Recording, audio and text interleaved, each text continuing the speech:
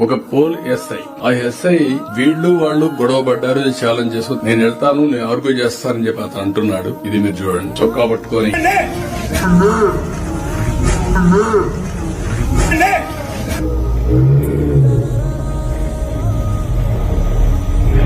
ఇది చూపిస్తారు. అంటే 36 మంది చంపేశారని ఢిల్లీ ధర్నా చేస్తారు. పేర్లు ఇమ్మంటే ఎఫ్ఐఆర్ ఇమ్మంటే ఇవ్వరు. ఇది నేను చాలా సీరియస్ గా తీసుకుంటా. ఎందుకంటే రాజకీయ ముసుగులో నేరాలు చేసి తిరిగి మన మీద వేసే పరిస్థితి వచ్చినప్పుడు ఆ ముసుగు తీయవలసిన బాధ్యత మన మీద ఉంది. తెలుగుదేశం పార్టీ కూడా ఎక్కడైనా గొడవ చేస్తే డెఫినెట్ గా నేను క్లియర్ గా చెప్తున్నా, 5 సంవత్సరాల్లో చేసిన తప్పులు వెలికితీసి పనిష్ చేస్తున్నాం.